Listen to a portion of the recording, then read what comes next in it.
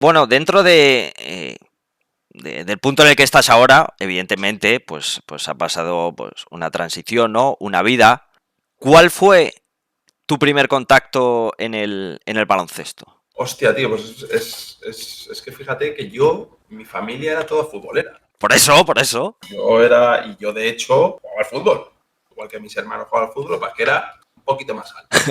Yo hice hasta dos pruebas del Madrid de fútbol, tío. Yo fui a Sí. la ciudad deportiva, yo quería jugar al fútbol como mis hermanos y ser futbolista también. Lo que pasa es que, claro, en esa época se llevaban los delanteros pequeñitos, los butragueños, moralitos. Vete a una cancha, tío, que tú eres muy alto para fútbol. Y bueno, por eso acabé jugando al baloncesto y muy tarde, a los 14, 15 años. O sea, jugar en el cole, juvenil de segundo año. El primer año que jugué de baloncesto era juvenil de segundo año. Hostia, tarde, Bueno, tarde, nunca es tarde, ¿no? Pero que me refiero para, o sea, un periodo de transición y de formación que tuviste que recuperar, ¿no? O sea, mediante el Claro, yo entrenamiento. ese periodo yo no lo viví. O sea, yo directamente me fui a ese juvenil de segundo año del Madrid, o sea, perdón, del colegio, en el que, bueno, pues destacaba porque era bastante alto, saltaba mucho y VIP, ¿no? En tu etapa juvenil, ¿no? Cuando entraste, cuando... sí, sí, sí, ya te digo, empecé en el cole, que me rechazaron en la ciudad deportiva, o sea, en el Madrid me rechazaron porque era muy grande. Ya, pues no sé si medía, a lo mejor casi el 1,99 que mide ahora, ¿no? Sería un poco menos, no Joder. sé, no me acuerdo. El caso es que, bueno, me metí en el equipo del básquet del cole, se me dio bastante bien, porque claro, saltaba mucho, tal, es verdad que me faltaba pues, mucha base que tenía otra gente que yo no tenía. No, pero Pero claro, lo suplías un poco con, para el con, físico, con el físico y que eres un atleta y claro, claro. pues eso hace mucho, ¿no? Sí, entonces ya me fui al Madrid, ese mismo verano, según acabó, pues me fui al Madrid, me cedieron en el estudio, en el junior de primer año estuve en el estudio Uh -huh, y sobre todo ahí aprendí mucho y mi primer año de verdad, o sea, uh de -huh. baloncesto ya tal, fue junior de segundo año, o sea, justo en mi último año de chavalín fue el que ya hice de verdad en el Madrid con 18 años, claro, con 17 y 18 años.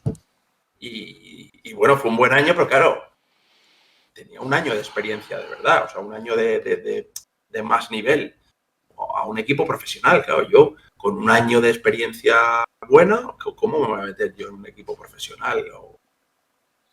Y bueno, ese verano anterior había estado en Estados Unidos haciendo un summer camp de estos de baloncesto Sí. y pues parece ser que me vio un entrenador y bueno, entonces, claro, es que claro, estamos hablando de la época cuaternaria, o sea, no existía internet. Y este entrenador, pues, le gusté y entonces me empezó a mandar cartas, porque no existía internet, claro, ni emails ni nada. Entonces me mandaba cartas. A un mes me llegaba una carta, joder, tienes que venirte a la universidad, tienes que venirte a la universidad, aquí a Estados Unidos, tal. Y yo, claro, cuadrando un poco todo, digo, joder, yo acabo ahora en el Madrid Junior, me tengo que meter en profesional, yo llevo un año jugando al baloncesto de verdad, ¿cómo coño me voy a meter en un equipo profesional? Y entonces me planteé bien en serio lo de irme a Estados Unidos a la universidad. Yo tenía este entrenador que me mandaba cartas cada mes, Uh que me -huh, fuera allí, que me fuera allí, que me fuera allí. Era un equipo que estaba en primera división de la NCAA, de la Liga Universitaria uh de -huh. baloncesto, y, y allá que me fui.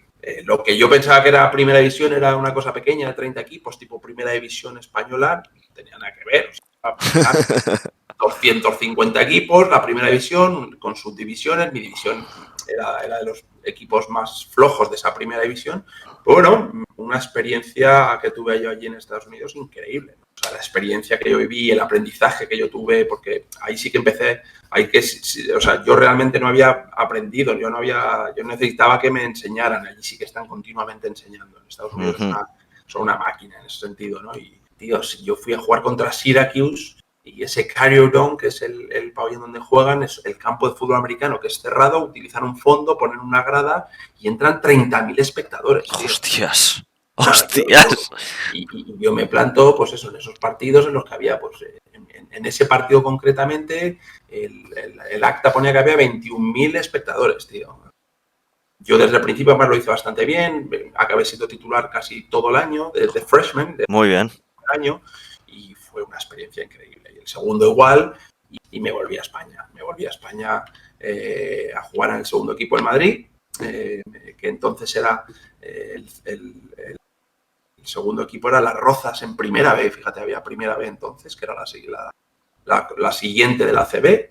Teníamos, era un equipo pues de muchos que luego acabaron jugando en el primer equipo, Juan Ignacio Romero, Martín Ferrer, Roberto Núñez, mucho de la cantera del Madrid, y luego muchos chavales jovencitos que empezaban. Siendo el final del Madrid fueron 2 años magníficos. Yo estuve jugando a un nivel espectacular y por eso subí al primer equipo. El verano anterior ya lo hice con el primer equipo y ya el siguiente verano ya lo hice y me quedé con el primer equipo porque pensaba, bueno, como muchos chavales de la cantera que podían ayudar al primer equipo ya en ese momento, ¿no? Y ya me hicieron ficha del primer equipo, en el que estuve un par de años y, bueno, yo ahí me creía el rey del mambo, creía que iba a ser el mejor del mundo y, bueno, el Madrid, ser el mejor en el Real Madrid no es tan fácil, ¿no?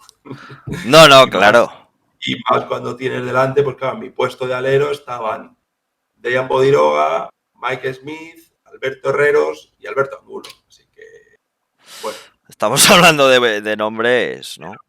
Históricos. Fui carne de banquillo casi los 2 años, muchos minutos residual y bueno. ¿Cómo te ibas a casa? ¿Qué sentías? ¿Sentías que podías aportar más? Estos son a lo mejor preguntas personales que no hay ningún... O sea, a mí me gustaría que me contaran la verdad, ¿no? Porque esa sensación cuando uno se va a casa... ¿Sí? Cuando subes al primer equipo, dices, hostia, no hay tanta diferencia de lo que tú has estado haciendo en ese segundo equipo, por ejemplo, en el Cano, en el filial, a la ACB. Hay un peldañito, pero ese peldañito, tío, es como lo que marca la diferencia, ¿no? Ese peldañito es el que te hace, pues, no llegar, el que te hace, pues, estar ese peldañito detrás, ¿no? Yo era un tío, físicamente era un animal, saltaba mucho, la metía para abajo con el codo y físicamente sí que aguantaba mucho, pero luego pues la gente tiene ese físico, te lo aguantan y luego tienen un talento descomunal, que es donde ves, dices, hostias, claro, es que te falta ese peldañito, ves que no hay tanta diferencia, pero sí que ves que claro, que el Madrid es que estás hablando de lo máximo, ¿no? Y bueno, oye, fue también otra experiencia, ¿no? Fue otra experiencia ver y darte cuenta que no eres el mejor del mundo, ¿no? Porque hay una edad en la que te crees el mejor del mundo y en ese momento pues te das cuenta que no eres el mejor del mundo y que es verdad que yo le eché mucho esfuerzo, yo le eché muchas horas, yo en el gimnasio, en físico. Hombre, si no hubieras llegado, Lorenzo, está claro. 100%. Vamos. Yo tenía, bueno, capacidad de sacrificio y mi físico vino de mucho trabajo y de muchas horas echándole en el gimnasio, en la cancha.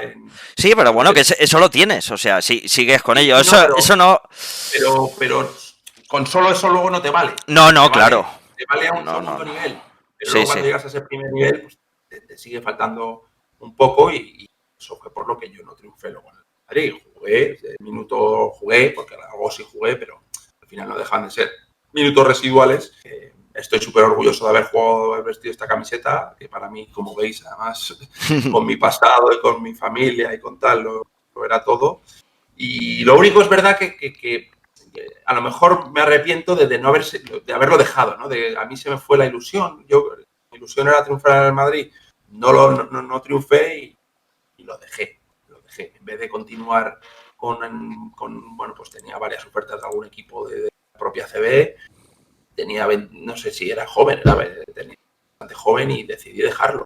¿Puedes contarnos por qué? Pues no sé, me casé ese año, me veía yéndome hacia Valladolid, a un sitio pues fuera de Madrid, fuera de mi familia, diciendo, joder, ¿por qué no hice esto? ¿No? Bueno, pues son decisiones que tomas en un momento de tu vida, no sé si son buenas o son malas o te has equivocado o no, pero es lo que decidí en ese momento. Lo que sí también no me arrepiento porque en ese momento mi padre era presidente del Madrid y me hizo encargado de la sección de baloncesto, cosa que fue igual que el de jugador, pues no salió como yo esperaba. El de encargado, el de director de la sección sí que fue algo que salió muy bien. muy bien y por eso, mira, no hay mal que por bien no venga y el hecho de retirarme de las canchas hizo que acabaran los despachos y que me saliera que 1 año y medio en el que estuve al frente salió espectacular y yo además me llenaba muchísimo ese puesto. La gestión y eso pues también me gustó mucho y eso fue algo. ¿Y cómo es ser hijo de un presidente de un club? Como jugador horroroso. Era un peso extra que tienes que saber vivir con él, pero que es complicado. Sí, la calcamonía de que este está aquí por, ¿no? Está por, bueno, cada partido tenías que intentar demostrar no solo que eras válido para jugar en el segundo equipo del Madrid, sin más, o sea, en el segundo del equipo, sin más lejos, y tenías que demostrar que encima eras el hijo del presidente y que, bueno, yo en ese sentido estaba muy bien rodeado, bueno, todos mis compañeros sabían perfectamente el trabajo que se estaba realizando y sabían que me merecía estar por mí, no por ser quien dijo quién, porque al final es que si lo piensas bien, tío, un hijo que sea No, ¿quién va a arriesgar su puesto? No, está claro. Él por un lado, mi padre. Bueno, su prestigio, claro. Mi padre decía, joder, si eso es la cantera la que va decidiendo lo que va haciendo mi hijo y si están diciendo que vaya subiendo, es porque ¿cómo van a poner a alguien que no puede? Tú fíjate, alguien que realmente no da el nivel, ¿cómo va a poder jugar en un segundo equipo del Real Madrid sin tener pues eso, imagínate, un mínimo de... Bueno, Lorenzo, pero ya se sabe que existen dos caras, ¿no? Pues, Sí, la del enchufe y la de la profesionalidad. Entonces, sí, cada uno lo ve desde una perspectiva. Una cancha de baloncesto, No, en el deporte. En el deporte. Enchufado que no sepa jugar al baloncesto. No. ¿Cómo haces eso? Sí. Sí. Para que eso se vea a legua. Sí. Incluso te diría que es más difícil en el baloncesto que en el fútbol, que también... me refiero, Lorenzo, no por eso, sino que en el baloncesto las acciones como se necesitan en un porcentaje tan alto que estés activo tanto en defensa como en ataque, ¿sabes? Porque no quitando méritos a ninguna posición y tal, pero un portero no se mueve lo mismo que un jugador de baloncesto, ¿vale? Entonces es más visible el error en un jugador de baloncesto, siempre. Sí, tú conoces y te puedes tapar un poco y claro. Y se te ven. Pero a esos niveles, evidentemente, o sea, lo que viene a ser el enchufe, no. Tuve a mi hermano Fernando, que también era miembro de la plantilla del equipo de fútbol también, y también sufrió lo suyo, ¿no? Que al final pues eso, se pudo demostrar. Esa es la pregunta, ¿no? ¿Cómo lo lleva, no? Sobre todo un chaval. Porque al fin y al cabo, bueno, eres senior, pero eres un chaval, eres un chaval. La cabeza tan amueblada como para aguantar eso también, ¿no? Entonces, es complicado. Es un peso extra a tu mochila en el que tienes que lidiar con ello, tienes que vivir con ello. ¿Sabes lo que pasa? Que también eres más inconsciente a esa edad. Lo que te decía antes, yo creía que a mí no me veía inferior a nadie, pero a nadie. Pero eso no es malo dentro de... Por eso pensaba que a mí esto que me dijeran que era el hijo de... entra por un oído me sale por otro. Es que yo llegaba a los entrenamientos y digo, es que a este le voy a matar, es que a Bodiroga le voy a matar. Claro. Es que me lo voy a comer. Y así cada vez, y bueno, así es como bueno, como uno mejora realmente, dando la mejor versión de uno mismo, ¿no? Yo creo que eso no es malo. Y bueno, esa fue la experiencia deportiva. Y yo, fíjate, luego, a nivel mía individual con el primer equipo, pues no jugué todo lo que jugué. Sin embargo, con los veteranos, que luego, pasado un tiempo, nos juntamos y he estado muchos años jugando con los veteranos y también me he visto súper realizado. El hecho de jugar pues con Sabonis, con Villalobos, con Antúnez, con todos estos jugadores que eran ídolos para mí, o sea, que eran auténticos ídolos, con los que luego yo he jugado de veterano y en los que encima yo, físicamente, tú lo sabes, ¡hombre! He estado todavía y estás bastante bien. Joder, y estoy físicamente... estás como un animal. Y te encuentras mejor en esos partidos. Claro, ¡hombre! Claro, en esos partidos veteranos, joder, no solo me encontraba a tal, sino que era de los mejores siempre del Madrid. O sea, veteranos. Y dices, coño, pues mira, no me ha salido con el primer equipo, pero los veteranos por lo menos. Sí te ha salido, Lorenzo. Yo desde aquí te quiero dar mi enhorabuena y que escuchéis todos estas palabras, porque es un gran ejemplo, a pesar de empezar tarde y de llevar esa carga, ¿no? En la familia, pues la superación y llegar a estar en paralelo y llegar a pensar y a ejecutar que en esos entrenamientos y en esos partidos podía y ha estado a la altura de grandes leyendas, en este caso del Real Madrid y del deporte, ¿no? Y Lorenzo, cuando deciden o decidís, o entras en Real Madrid Televisión a retransmitir esos partidos, ¿te echas para adelante? ¿Fue tu primera experiencia? ¿Tuviste unas primeras experiencias antes? Hace 3 años y medio ya, 3 años y medio, que, bueno, me surgió la posibilidad, pues me dicen, no, oye, ¿te apetece comentar los partidos de Real Madrid de baloncesto en Real Madrid Televisión? Y dije, hostias, yo he sido jugador, he sido director de la sección, a mí las cámaras nunca me han intimidado, yo de baloncesto, pues creo que sé bastante. Que no. Es verdad que al principio era como todo me costaba un poco, ¿no? Porque era una cosa nueva para mí. Las retransmisiones, yo recuerdo de intentar comentar cada jugada, acababa los partidos sudando como si hubiera jugado, tío. Joder. No acaba de coger el ritmo. Pedro Bonofilio, que era el que narraba entonces los partidos en esa época, que es ahora el speaker del Real Madrid, es un crack, me ayudó muchísimo también. Bueno, me costó, pero enseguida le cogí el hilo y al final, pues mira, llevo 3 años y medio, a la gente le encanta cómo lo hago. Bueno, parece ser que funciona la fórmula y que se me está dando bastante bien. Bueno, y ahí sigo, ¿no? Ahí seguimos comentando los partidos de básquet. ¿Y cómo es Ciro López de compañero, tío? Bueno, pues es un tío que sabe mucho, que ha hecho mucho baloncesto muchos años, durante toda su vida. Y es verdad que se despista con los nombres y tal, pero yo creo que yo digo, hay veces que digo, tú lo haces aposta, ¿no? Es parte de tu leyenda para seguir alimentándola, ¿no? Vaya, es un cachondo, ¿no? Sabe mucho baloncesto, que le quiero mucho. Lleva muchísimo, Sirio. Tenemos muy buena relación después de casi 2 años ahora haciendo partidos juntos. Tenemos mucha complicidad, los partidos salen como muy... Al principio nos metíamos muchas pullas cada uno, ¿no? Ahora ya nos metemos de vez en cuando, pero bien, de buen rollo y bueno, tiene sus cosas, yo tengo las mías y ya está, muy bien. Ya te digo que yo estoy encantado con Siro y él está encantado conmigo y tenemos muy buen rollo. Luego estaba el tercero en Discordia, que es Pani, que habla menos, que es un poco el baloncesto de la otra época. Old school shit. Así old school, que da de vez en cuando su comentario de abuelo Cebolleta, pero lo digo no, con cariño, lo sé, sí. Cariño, ahí tiene su público y tiene su gente de esa época que seguro que le aprecia. No, y que sí, está claro. Y que los históricos siempre hay que respetarlos y hay que... Que tiene 3 Euroligas a sus... Claro. Don't play.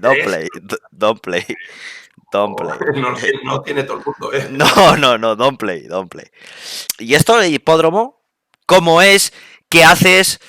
¿Cuántas horas les echas? ¿Te cuesta mucho? ¿Te gusta mucho? El tema del hipódromo es otra de las cosas que mi padre ha tenido una cuadra de toda la vida de caballos. Fue presidente también del hipódromo antes de entrar en el Madrid. Es algo que he mamado yo, igual que he mamado el Real Madrid, también he mamado el tema de los caballos y las carreras en el hipódromo. Muy natural para mí, ¿no? Que es algo natural. Me sale también, pues como me sale el tema del Real Madrid, el tema del baloncesto, me sale todo esto, me salen los caballos. Hace poco se hizo con la gestión de la Asociación de Hipódromos, un amigo mío de toda la vida, y montó el programa de las carreras de este año y me pidió, oye, tío, necesitamos a alguien conocido, que sepa hablar con una cámara, que bueno, que sepa de caballos, por supuesto, y que cobre muy poco.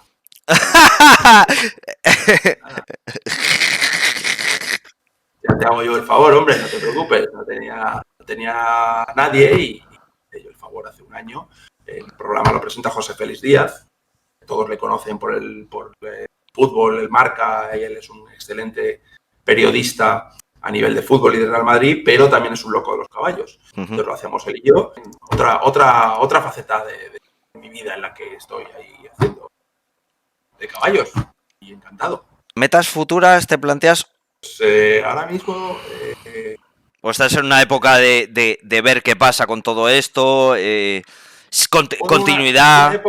Una época que dije, yo, mira, quiero trabajar en una empresa, no quiero más líos de empresario porque esto es muy complicado.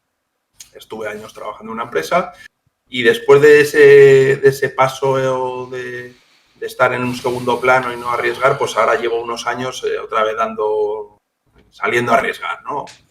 Hoy en día ser en este país empresario tiene mucho mérito.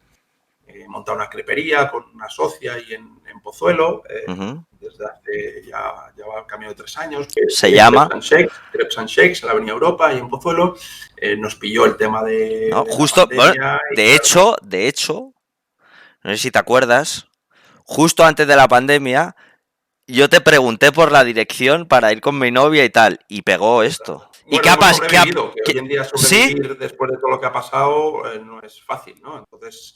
Oye, pues enhorabuena, Lorenzo, sí, porque... enhorabuena, porque además ya te digo que ser empresario en este país es jodido, ¿no? Y bueno, eso sigue por ahí. Luego tengo, me asociado con otra empresa que se dedica al gaming de móviles, pero para empresas, ¿no? Hace sobre todo para la formación de trabajadores y que les va muy bien también. Y soy su director aquí en España y en Europa para todo esto que estamos sacando. Me he metido en muchos líos, ¿sabes? Y luego lo de las carreras, luego lo del baloncesto. Otra vez estoy muy inquieto, ¿no? Otra vez estoy que no paro en hacer un montón de cosas porque yo creo que ahora me pilla una época en la que me gusta involucrarme. ¿Crees que Lorenzo Sanz, padre, cambió y dio un cambio al Real Madrid para la Champions League tal y como estamos hoy? Bueno, es que primero a nivel Real Madrid fue un visionario que fue la hostia.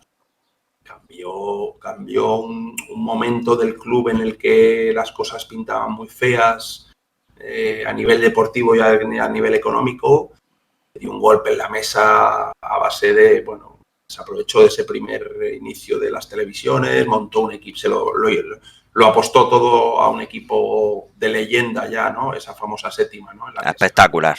En la que se fichó a Mijatovic, a Zucker, a Ilner, a Panucci, a Seedorf, a Roberto Carlos, Por cierto, el canal de Twitch de los hijos de Lorenzo. Y entonces yo les he hecho una mano que al final se lo hago, le hago pues, sobre todo, pues imagínate los invitados. Hemos traído a Peja Mijatovic, hemos traído a mi cuñado, a Michel Salgado, ha venido Moralitos por aquí. Tenéis esta noche a Cristian Panucci, estamos hablando de esa séptima y era miembro de ese equipo histórico.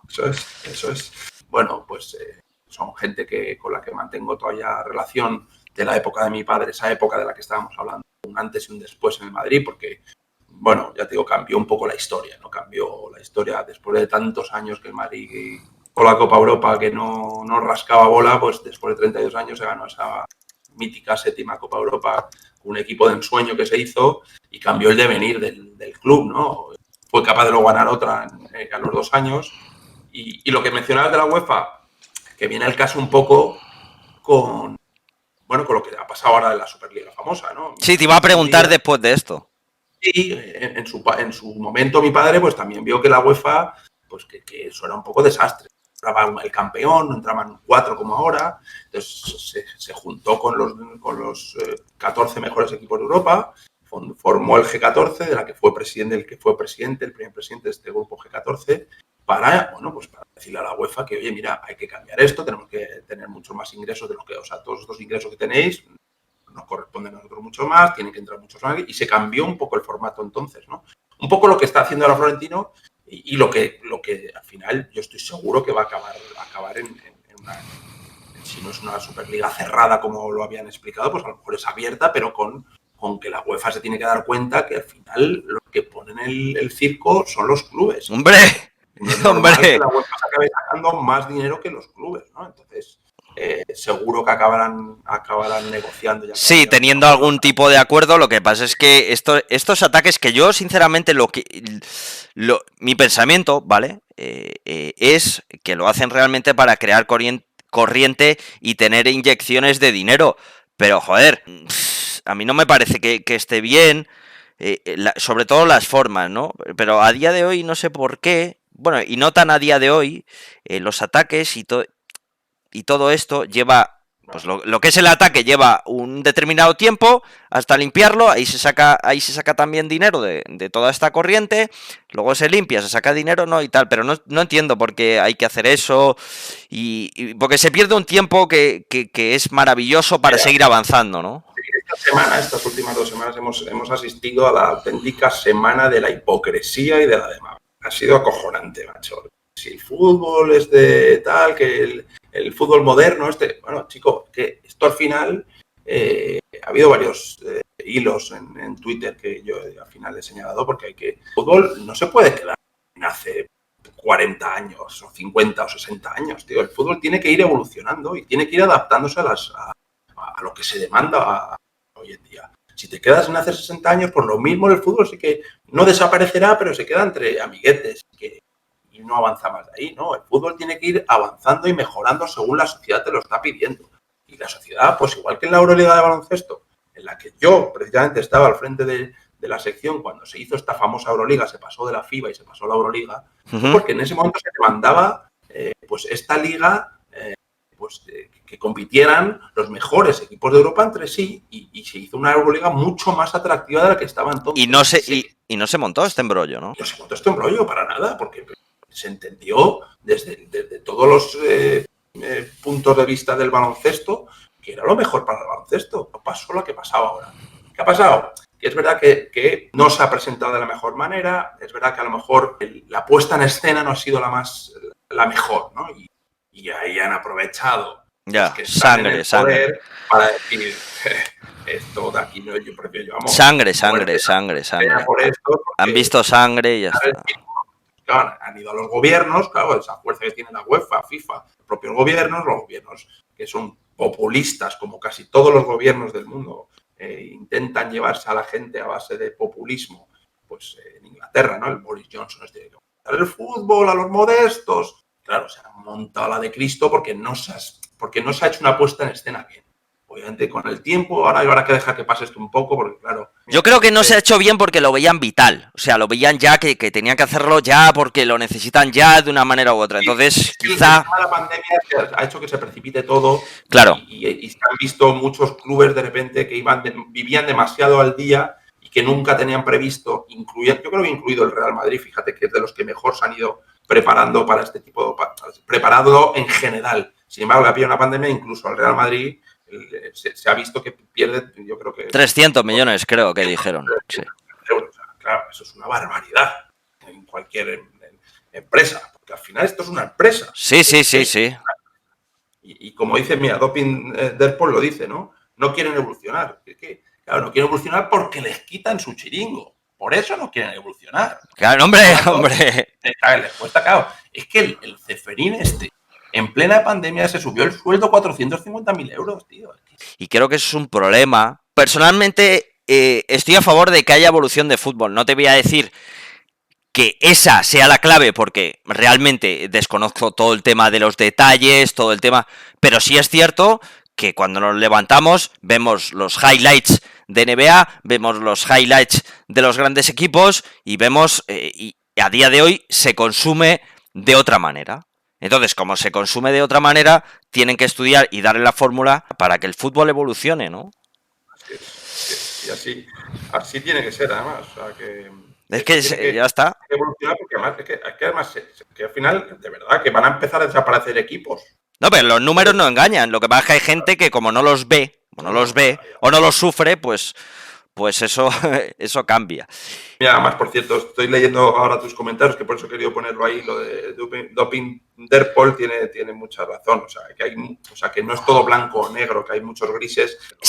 Yo creo que el Madrid dio un primer paso para el consenso. Entonces, pero no ha habido consenso, ha habido insulto. Entonces, claro, hay que sentarse, hay que pulir, hay que los cantos redondearlos y tal, pero no quiere decir que yo creo que Florentino fuera una dictadura. Hizo una propuesta. ¿Para qué? Para sentarse. Y cuando uno se sienta, se exponen ideas. Y cuando se exponen ideas, se mejoran, ¿no? Pero la gente... Repito, la puesta en escena me faltaron cosas. Faltaron cosas y que ahora los otros se tiraron. Sí.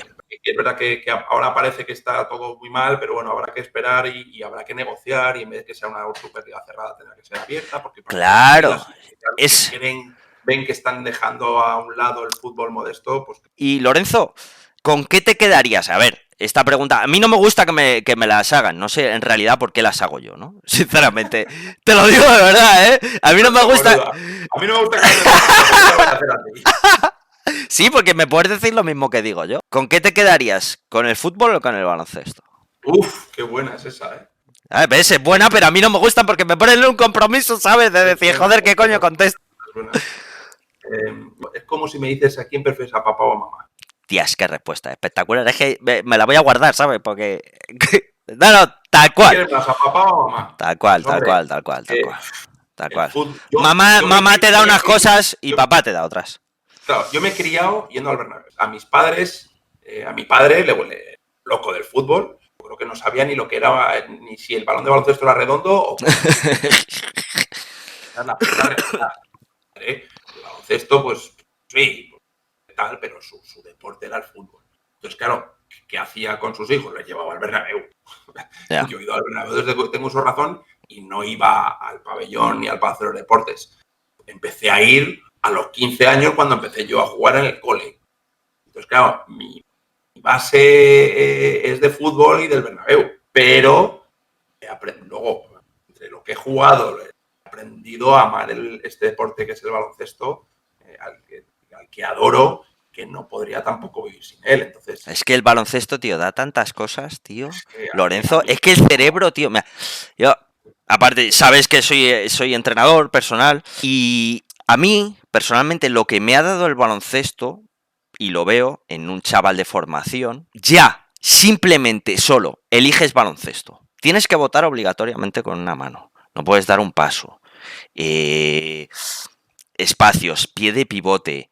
Tienes que dar 2 pasos antes de entrar. Todo eso se mete y se automatiza en el cerebro. Entonces, al chaval, bajo mi punto de vista, siempre, creo que le hace tener un punto más de inteligencia y de velocidad de reacción para encarar cualquier actividad. Porque un futbolista, al fin y al cabo, en cuanto a las reglas de ejecutar ese deporte, lo único que tiene que saber si juega fútbol 11 es fuera de juego. Sí, tienes razón. Un jugador de baloncesto es que tiene que ya solo para empezar a jugar de baloncesto, antes de hacer nada, tiene que saber y ejecutar una serie de cosas, tío.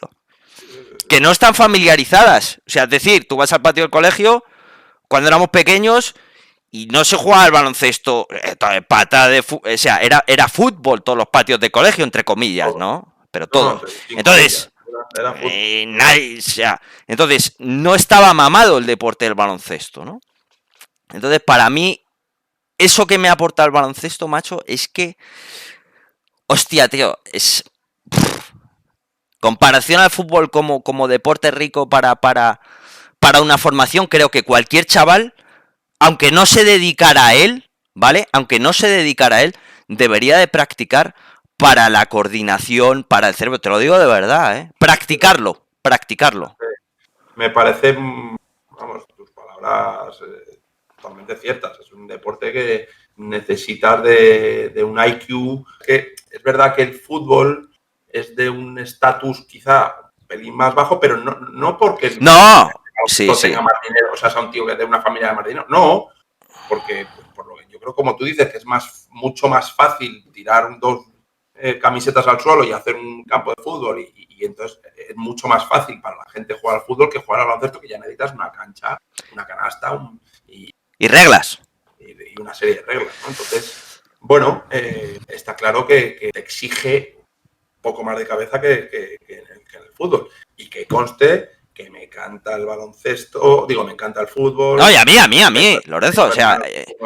Y yo juego al fútbol también, me han hecho ficha falsa para jugar, intentar... Sí, bueno, hola, flipas. O sea, y a mí me encanta el fútbol, y mi familia igual, le encanta el fútbol. Mi padre jugaba al fútbol, aunque luego se sacó el título de entrenador ACB y demás. Pero que, o sea, en mi familia se ha vivido el fútbol siempre. Ahora... Hablando de tu familia, tendrás que decir que yo juego con tu hermano.